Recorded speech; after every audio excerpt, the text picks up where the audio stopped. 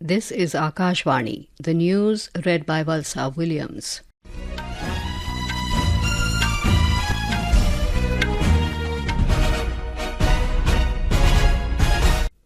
Central forces will implement 10% reservation for ex-Agniveers. Amid the debate over the Agnipath scheme, the Central forces have announced that they will implement 10% reservation for former Agniveers. The chiefs of Central forces such as Border Security Force, Central Reserve Police Force, Central Industrial Security Force and Sashastra Seema Bal said that former Agniveers will get relaxation in age and there will also be no physical efficiency test for them. Director General CISF Neena Singh has said the Home Ministry has taken a big step of recruiting ex-Agniveers in Central Armed Police Forces.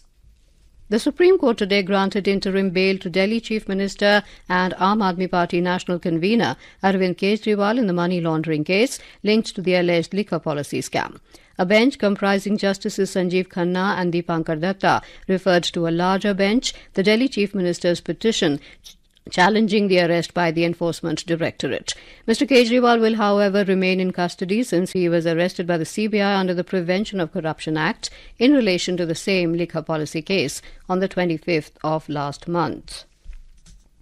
4 persons, including the principal and vice principal of Oasis School, Hazaribagh, were sent to Patna Beur jail after completion of CBI remand.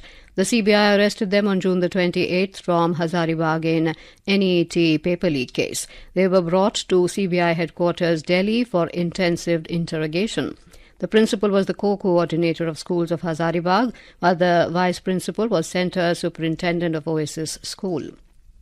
During investigation, it was found that a partially burnt question paper seized from the Khemni Chak Play School in Patna matched with the question paper received from the National Testing Agency, and the series of that question paper had been sent to the examination centre at the Oasis School in Kallu Chowk, Hazaribagh. Chief economic commentator at an English daily Financial Times, Martin Wolf, has estimated India to be a superpower by 2047. In a newspaper column, the London-based economist Mr. Wolf said, with 4 times more population, India will match the economic output of the US by 2047. He said if India's GDP were to grow even at 5% a year by 2047 and US GDP were to grow at 2.3%, India's economy would equal that of the US in purchasing power parity terms. Gujarat has recorded 26% of the average seasonal rainfall so far.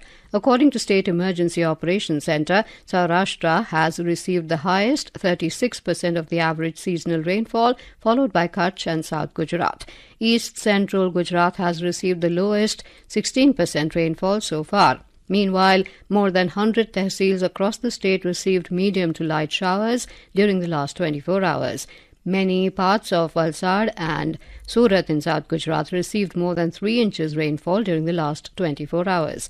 The IMD has predicted light to moderate accompanied by thunderstorm in the south and north Gujarat in the next 3 days. In Assam, the flood situation has improved further, but more than 2,500 villages of 86 revenue circles across 26 districts are still reeling under the flood, and over 39,000 hectares of crop areas have been damaged across the state. There is no report of loss of human life due to flood during the last 24 hours. The rivers Brahmaputra, Burhi Dihing, Disang and Kushiara are flowing above the danger level. The Enforcement Directorate has detained Karnataka former Minister B. Nagendra in the money laundering case today. The Ballari Rural Assembly constituency MLA from Congress was taken into custody today morning in Bengaluru to probe the alleged scam in the Karnataka Maharshi Valmiki Scheduled Tribes Development Corporation, where funds worth 187 crore rupees were transferred illegally. It is alleged that 88.62 crore rupees out of the total amount was moved to various accounts held by IT companies and a Hyderabad-based cooperative bank, among others. In Wimbledon tennis, defending champion Carlos Alcaraz will take on Daniel Medvedev in the men's singles semi-finals in London this evening. Third-seeded Spaniard Alcaraz, a 3-time major winner, reached the last 4 stage with a win over Tommy Paul of the United States. And with that, we end this news bulletin.